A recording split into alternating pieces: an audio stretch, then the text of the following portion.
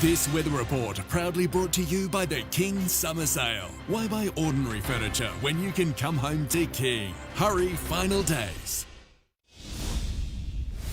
It could be the biggest change in sun safety since slip, slop, slap. Free sunscreen at beaches, pools and parks. And incentives to make sports people like netballers, swimmers and cyclists cover up. They're part of an ambitious plan to slash skin cancer rates.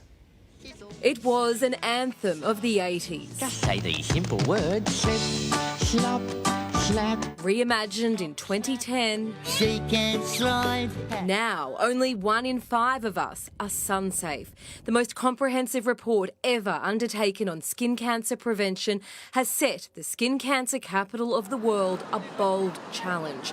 Slash skin cancer rates by 25% by 2050. How? Free sunscreen dispensed like hand sanitizer. At entrance into stadiums, so that our spectators are putting sunscreen on, at swimming pools, at the main entrance into beaches, at commonly used parks where children play. Researchers want a new campaign, a review of what athletes wear, tying sun safety to funding for sporting groups. Things like netball, where we still see women playing in sleeveless tops. Young swimmers still aren't allowed to compete in sun shirts. The plan needs political muscle and money. In Australia, we spend 100 times more treating skin cancer than we do preventing it. No hat, no play! At Holy Family Primary Indooroopilly, students learn good habits for life. What do you do in the morning before you come to school to help you stay sun safe?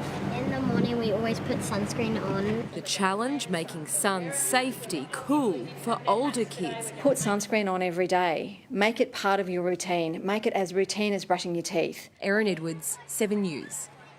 Weather now. Tony, what's the latest on those storms? Oh, Max, we can count on at least some thundery rain for much of the southeast over the next few hours. Worth getting the washing off the line if it's still out there and still dry. You're probably running out of time. But it was a different story earlier. A bit of sun poking through at Main Beach on the Gold Coast this morning. While the highest tides of the year were yesterday, water levels this morning remained high along our beaches. Combined with a solid swell, we're still seeing erosion of some of our exposed beaches. Again, worth a bit of caution if you are down on the sand.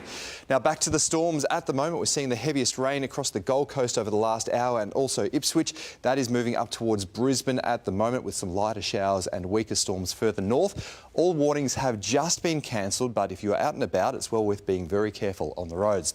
Checking the temperatures, it's been hot and humid across the region. A sticky night, minimums of 23 degrees for Brisbane and Redcliffe. Greenbank hottest today on 34. On to tomorrow's forecast chart. The atmosphere stabilises a little bit. We are still expecting some isolated storms over southern Queensland, especially near the coast, but fairly quiet. Otherwise settled for much of the nation, apart from some more storms in the tropics near this tropical low. Around the grounds tomorrow, Darwin could see a rumble, then dry for other major centres. Sydney and Melbourne looking comfortable, 29 and 28 degrees. Back to northern Queensland, unsettled for Weipa and Mount Isa tomorrow, but quiet on the coast. Heavier rain is likely to set in right along this coastal stretch from Friday into the weekend. In the south, storms most likely for Toowoomba and Stanthorpe, and just a slim chance further inland where it's hot. Across the southeast, more inland thunderstorms tomorrow afternoon, but they should be quieter than today and less likely to reach the coast. Not quite impossible though. Even hotter, we're looking at 34 and 35 degrees for Kenmore and Oxley, 31s by the Bayside. Out on the water, light northwesterlies on Moreton Bay early. They'll strengthen out of the north-northeast in the afternoon. So in Brisbane, a partly cloudy day ahead. There is a 20% chance of a shower or weak storm into the afternoon, a top of 33.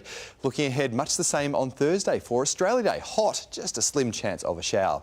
In Ipswich, storms are possible most days through the next week, but they'll be hit and miss. A top of 36 degrees on Thursday.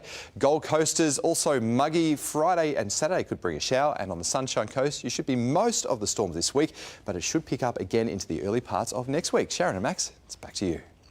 Thanks, Tony. That's all from us this Tuesday. Thanks for your company. Good night. Good night.